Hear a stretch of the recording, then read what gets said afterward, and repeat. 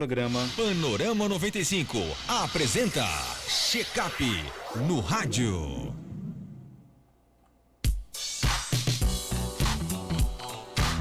Check-up no rádio, hoje recebendo o médico ortopedista, Dr. Anderson Sérgio. Dr. Anderson, seja bem-vindo aqui ao nosso Panorama 95, bom dia. Bom dia, Marcos, bom dia, Geraldinho, bom dia a todos os ouvintes. Nosso tema de hoje, infiltração na ortopedia. E aí, quanto fazer? Eu sempre tive vontade de a gente fazer um bate-papo sobre isso para explicar aos pacientes, né? Tentar mostrar para eles as indicações, que muitas vezes o paciente ele chega no consultório, doutor, eu queria fazer uma infiltração no meu joelho porque eu sinto dor no joelho e uma amiga minha veio, fez e está muito bem. Então, para a gente discutir, né, sobre o assunto, saber inicialmente o que é a infiltração no joelho e quando a gente fazer, quando seriam as melhores indicações. O que é a infiltração? A infiltração a gente vai aplicar numa articulação ou numa estrutura, então pode ser intra-articular, dentro da articulação, por exemplo, dentro do joelho, ou uma infiltração extra-articular, por exemplo, no ombro por uma tendinite, por uma bursite, no punho, no calcanhar. Então, é quando a gente vai fazer, que a gente chama de extra-articular. Quando é que medicação a gente coloca? Né? Geralmente a gente coloca algum corticoide, né? Aí vai variar os tipos de corticoide. Tem uns que tem uma ação mais rápida, tem um que tem uma ação mais prolongada. E uma coisa que a gente usa muito hoje para os pacientes de artrose é uma medicação chamada ácido hialurônico, que popularmente o povo fala que é a babinha do joelho, é como se a gente estivesse colocando no joelho a babinha de volta. E a gente tem muitos bons resultados com isso. E quando é que a gente teria indicação de a gente fazer esse tipo de procedimento? Então esse é um procedimento, a infiltração, que ele é de escolha, ele é importante na terapia quando as outras que deveriam ter vindo antes falharam. Tá? O paciente tomou anti-inflamatório, tomou analgésico, fez a fisioterapia e mesmo assim não melhorou, tem uma limitação funcional importante, teria uma indicação de infiltração, a gente pode lançar mão da infiltração e geralmente a gente tem bons resultados. Então, como qualquer terapia, os resultados vão ser bons quando forem bem indicados. Não adianta a gente sair fazendo infiltração no joelho de todo mundo que tem dor no joelho, que você vai começar a ter mau resultado. Então, por exemplo, Geraldinho está aqui do meu lado, está mancando, morrendo de dor no pé. Aí ele vai chegar e diz, doutor, antes eu quero fazer infiltração no joelho. Não tem indicação de fazer infiltração no calcanhar agora. Vamos primeiro fazer um anti-inflamatório, fazer uma compressa com gelo, fazer fisioterapia. Se não resolver, aí a gente pode pensar na possibilidade de a gente fazer uma infiltração. É uma terapia que tem resultado, tem muitos bons resultados, mas quando bem indicada. Então, principalmente eu tenho experiência muito grande em infiltrações no joelho, né? E tenho tido muitos bons resultados, mas a indicação tem que ser restrita, não dá para sair o paciente chegar com a dor no ombro, doutor, eu tô com a dor no ombro aqui e tal, e no final da consulta chega, mas seu joelho não tá doendo não, para a gente fazer uma infiltração, não dá para ser assim, né? Não é você chegar lá e escolher querer fazer. Exatamente, e assim, eu converso muito com o paciente, não, a gente tem que tentar antes, ver outras terapias, se não der certo, é que a gente vai lançar mão da infiltração. Doutor, enquanto isso a gente está aqui se deliciando aqui com os deliciosos pães da Casa 5, né? O ouvido está aqui, ó, é maravilhoso aqui, ó. Hoje o quadro aqui está diferente, viu, gente? O quadro Check-up no rádio com direito a café da manhã. Pode partir, Geraldinho. Tá. Se cabule não, viu? Tá gourmetizado hoje aqui. A faca está aqui, viu? Eu sei que você está morrendo de fome. Doutor Anderson, então no caso, por exemplo, mas a infiltração, ela pode ser feita em qualquer parte do corpo ou não? Então, ela pode, geralmente o que a gente vê mais são as infiltrações intra-articulares. A gente vê muito, por exemplo, no meu consultório eu faço muito no ombro e no joelho, né? Que paciente, por exemplo, eu pego muito paciente idoso com artrose já mais avançada do joelho que, por exemplo, ele não tem indicação ou ele não quer fazer cirurgia de prótese, que seria indicação. Então, a infiltração com ácido hialurônico, essa que eu falei que é tipo a medicação que é como se fosse a babinha do joelho que a gente coloca, repõe ali, ela tem um efeito muito bom, né? No ombro a gente faz mais as infiltrações para os processos um pouco de artrose, tendinite, de bursite, a gente usa mais o corticoide, associado ou não com anestésico, isso traz uma melhoria. Então, é sempre naquele sentido que eu sempre fico batendo na tecla aqui nos nossos encontros. É para melhorar a dor do paciente, para que com a melhora da dor ele consiga fazer a reabilitação, fazer o exercício, para que esse exercício mantenha ele sem dor, mantenha ele com pouca dor, mas de uma forma funcional. Agora, quanto tempo dura o efeito dessa infiltração? Vai variar do tipo de medicação, né?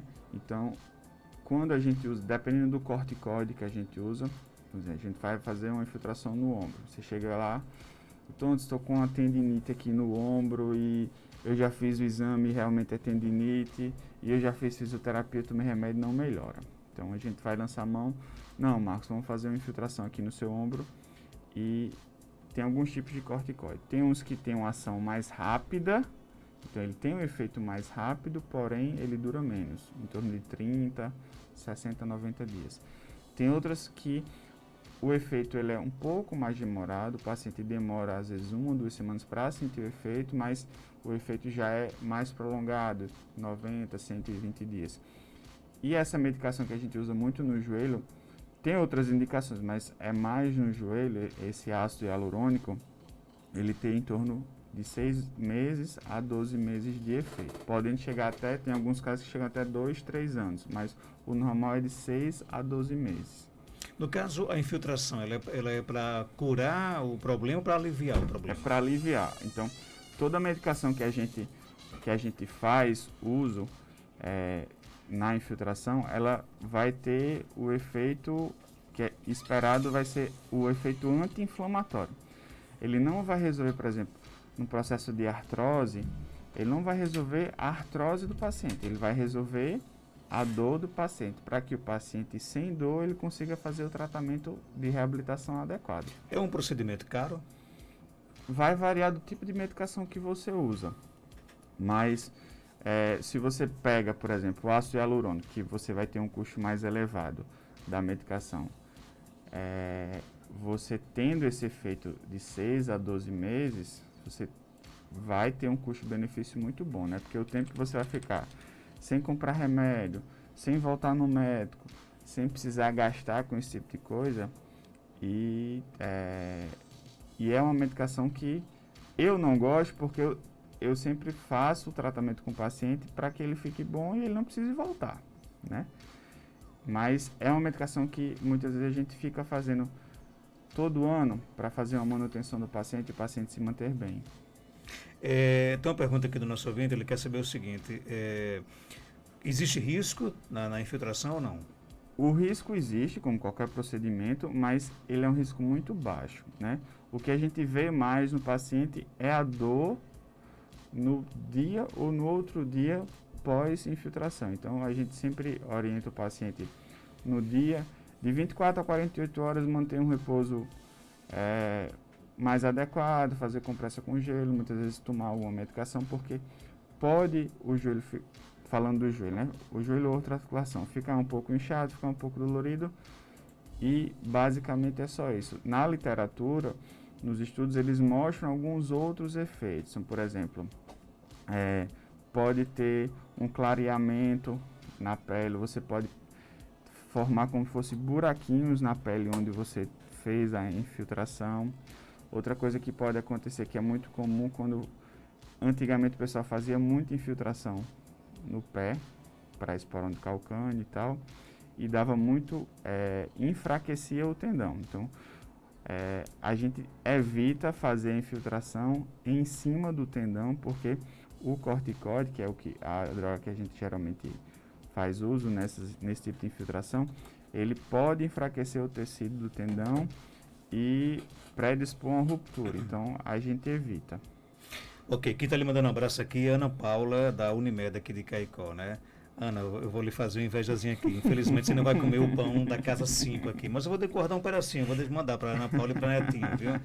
Abraço, Ana Paula, obrigado pela audiência aqui do nosso programa. Doutor Anderson, tem uma pergunta aqui do nosso ouvinte. Pergunta, doutor Anderson, se existe alguma medicação para bursite no quadril. Sim, o tratamento. Tem. A bursite é uma das indicações de infiltração, só que assim, a infiltração no quadril, ela é mais difícil ser feita às cegas, que a gente fala. Então, geralmente é uma infiltração que a gente faz ou no ambiente de centro cirúrgico, sob radioscopia, que a gente chama, que é como se fosse um raio-x portátil, que a gente vai tirando e vai vendo a imagem para a gente saber o ponto exato da gente colocar a agulha para injetar a medicação, ou a gente pode ser feito em ambiente ambulatorial, mas com auxílio guiado por ultrassom. Então, é uma infiltração tecnicamente difícil de ser realizada às cegas, só você palpando lá e colocando a agulha. A chance de você aplicar a medicação no lugar errado, ela é muito grande, por isso a gente geralmente lança mão desses artifícios, ou pela ultrassom ou pela radioscopia. Doutor Anderson, minha tia sofreu uma queda da rede há 3 dias atrás. Tomou Dorflex para dor, mas ainda continua com uma dor na parte inferior da espinha, logo acima do glúteo. E aí, o que fazer? Então, esse caso aí, como tem queda, né, é sempre importante a gente fazer um raio-x para a gente afastar a fratura. Muitas vezes a gente quer fazer a relação direta de dor forte com fratura e dor leve não tem fratura. Não, doutor, mas não precisa não. Tá sentindo uma dor, mas não é tão grande não. Não quebrou não. Porque se tivesse quebrado, ela não estava andando. Não. A gente se engana muito em relação a isso. Então, primeiro aí de tudo é fazer uma radiografia, para como teve o trauma, teve a queda, a gente ter a certeza que não teve a fratura. Em não tendo a fratura, no caso aí, lançar a mão de alguma medicação mais forte, algum anti-inflamatório, um analgésico mais forte, compressa com gelo aí, acho que já pode começar a fazer, que já vai dar uma ajudada e uma aliviada na dor dela. Cledijane pergunta, não sei se o nome correto é isso, eu tenho coxartrose? Coxartrose. Coxartrose, que é um desgaste. Qual é o tratamento adequado? Então, vai depender do grau aí a coxartrose, no caso, é a artrose do quadril, né? Vai depender do grau da artrose. Então, dependendo do grau da artrose, inicialmente é anti-inflamatório, fisioterapia. Em não resolvendo isso, a gente pode lançar a mão de um tratamento com infiltração. Não resolvendo com infiltração, aí já seria o próximo passo, ter indicação de prótese de quadril. Mas aí vai depender do grau dessa coxartrose dela. Tem pergunta aqui no nosso WhatsApp, 988-775550, bom dia. Bom dia, Marcos. Bom dia, doutor Anderson. Doutor Anderson, eu tinha, aliás, um esporão de calcânio. No pé direito, eu não dormia mais. Doutor, na época eu me fazia tratamento com o doutor Edmar. Ele passou todos os remédios possíveis e não passava essa dor, esse esporão. E ele aplicou uma injeção. Eu lembro que na época era bem baratinha, R$16, ainda lembro. Faz uns 10 anos. Nunca mais eu senti dor nesse local. Passou para o esquerdo agora. Mas no direito eu não sinto mais dor.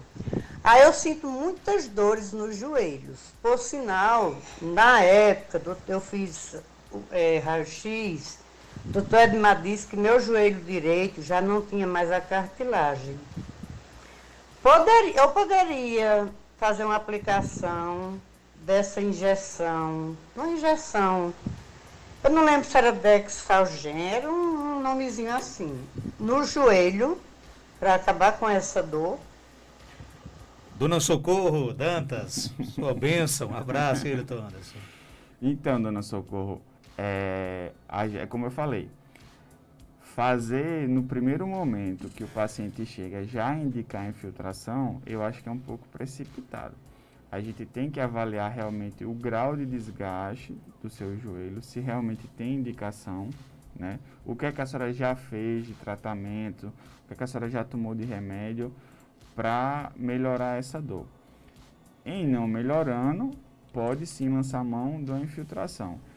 Eu acho que o corticoide não subiu tanto quanto o arroz, mas eu acho que R$16 não está mais para fazer essa infiltração. 10 anos, né, já. Mas geralmente o corticoide ele não tem um custo muito elevado não, para a gente fazer as infiltrações. Não é uma medicação tão cara, mas lembre-se, como a senhora mesmo falou, depois que ele tentou de tudo, nada resolvia, é que ele partiu para a infiltração no calcanhar. Então, essa mesma logística tem que ser usada para o joelho, mas em uma necessidade, os resultados das infiltrações no joelho são muito boas. Tem mais perguntas chegando? Bom dia, Marco. Bom dia, doutor. Eu gostaria de saber se quem já fez a infiltração uma vez, já faz muitos anos, se pode fazer a segunda vez. Obrigado. E aí, doutor Anderson? Pode sim. Dependendo do tipo de medicação, quando é uma medicação corticoide, a gente evita fazer muitas infiltrações de repetição, porque muitas vezes formam cristais de corticoide e isso acaba danificando a cartilagem da articulação, do joelho, do ombro.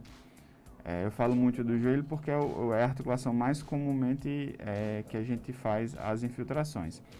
Se for ácido hialurônico, que é essa medicação que ela simula como se fosse a babinha do joelho, essa medicação a gente pode ficar fazendo infiltrações de repetição de 6 em 6 meses, de 12 em 12 meses, sem ter nenhum problema. Ok, tem mais pergunta aqui chegando no nosso WhatsApp. Bom dia. Marcos, pergunta aí ao doutor. Eu sinto muita dor no meu pescoço. Muita mesmo. Eu não posso me deitar com nada debaixo da cabeça que dói. Tem vezes que eu tenho que dormir sem travesseiro. Já durmo com um bem baixinho. Dói muito e só para minha cabeça. Aí aqui o médico só diz que é coluna. Aí já disseram que eu tenho hérnia de disco no pescoço. O que devo fazer? E aí, doutor Anderson?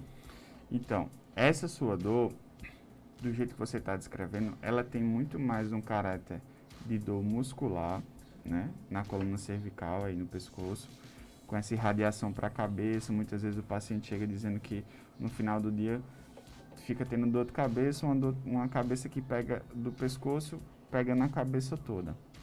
Então, você pode até ter hérnia de disco, você pode ter feito algum exame, alguma ressonância, alguma tomografia que sugira um processo de hérnia de disco, mas essa sua dor, ela tem característica mais de dor muscular. Então, no tratamento de dor muscular, eu repito, não é porque é muscular que a dor tem que ser leve. Você pode ter uma dor muscular de uma forte intensidade. Eu já tive de internar pacientes para passar o final de semana, às vezes até mais que o final de semana, tomando medicação injetável para resolver uma dor que era de caráter muscular. Então, o ideal aí é ver a questão da dor, realmente, a gente classificar essa dor, ver se realmente não tem nenhum componente de hérnia de disco, e não tendo, a gente usar a medicação adequada, fazer fisioterapia. Então, essas dores ortopédicas, vamos colocar assim, dor no osso, no músculo, no tendão, elas sempre vão seguir mais ou menos o mesmo roteiro. Inicialmente ela tem que ser bem avaliada, porque muitas vezes, por exemplo, você chega com a dor no pescoço, mas na verdade o seu problema é no ombro. Então, se você ficar focando só no pescoço, você nunca vai melhorar, porque o ombro é o que está causando a sua dor no pescoço. Então, primeiro fazer uma avaliação adequada. Depois da avaliação, fazer o tratamento adequado, que não é só remédio. É remédio, é fisioterapia, é pilates, é natação, hidroginástica, é fazer alguma terapia de reabilitação. Em não tendo resultado, a gente vai ver as possibilidades, né? A infiltração, como é o tema hoje, a infiltração na coluna, a gente faz mais na coluna lombar, quando tem as lombalgias, que aí tem boas indicações e tem bons resultados também. Doutor Anderson, ácido úrico prejudica as articulações e causa inchaço. E o que fazer para melhorar? Pronto, o excesso de ácido úrico, que é a famosa gota, né? Como é essa doença? Então, você tem um depósito de ácido úrico nas grandes articulações, geralmente, que são quais as articulações mais acometidas? O joelho, o tornozelo e o hálux, que é o dedão do pé. Então, geralmente, o paciente na crise da gota, ele tem um inchaço muito grande dessas articulações, a articulação fica bastante dolorida e e às vezes um pouco quente. Então, o tratamento aí tem algumas medicações que são específicas para o tratamento da gota, né, do ácido úrico alto. Tem uma medicação que ela é específica para usar na crise e a outra específica para você usar na manutenção. Então, tudo isso é importante. E uma coisa extremamente importante no paciente que tem gota é você fazer as restrições dietéticas, né? Então, tem algumas coisas, consumo de bebida alcoólica, consumo de crustáceo, alguns tipos de comida que vão desencadear essa crise de gota. Então, tudo isso tem que estar envolvido no tratamento. Ok, tem mais pergunta aqui chegando, vamos ouvir? Bom dia, doutor. Eu gostaria de saber, porque eu estou sentindo uma dor no braço, do cotovelo para cima, no antebraço, né? Pegando o ombro para baixo, no meio do braço, do antebraço, do cotovelo para cima. E eu não sei se é artrose, que eu tenho artrose no joelho, já tive no pescoço. Aí está me incomodando muito. Eu já não procurei o médico por conta dessa pandemia, que eu tenho medo, tem que bater um raio-x, né? Essas coisas. Eu queria saber se realmente pode ser artrose ou bursite, ou o que é que pode vir a ser. E aí, doutor Anderson? Nesse caso aí, pode ser artrose, pode ser bursite, pode ser uma tendinite. Do jeito que a senhora está descrevendo, sugere mais um processo de bursite associado à tendinite. Essa dor que corre pelo braço, geralmente está pegando a bursa do deltoide. Então, dá essa irradiação, ela corre com a seção que vai até o cotovelo.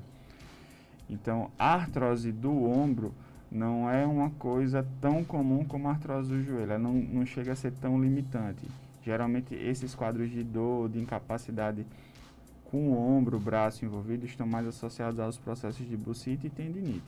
Aí, no caso, realmente tem que ser avaliado. O melhor exame aí não seria nem a radiografia, era mais uma ultrassonografia, para avaliar essa questão da bursite e da tendinite e fazer o tratamento adequado. Medicação, ser avaliada, né, claro, fazer a medicação e não necessidade de uma terapia de reabilitação, a questão da fisioterapia. E perder o medo de ir para o médico, né? Não assim, pode ficar com o problema, né? O que não pode é você ficar cultuando esse problema. A gente já está fazendo o atendimento, né, de um modo seguro, responsável, mantendo aí toda a etiqueta sanitária para atender os pacientes da melhor forma possível. Doutor, eu quero saber porque eu tenho uma crise de coluna, dá febre quando eu coloco os meus pés no chão. Pode ser por causa da coluna, é isso? Assim, essa questão de febre que muitas vezes o paciente refere não é febre, né? O que é febre?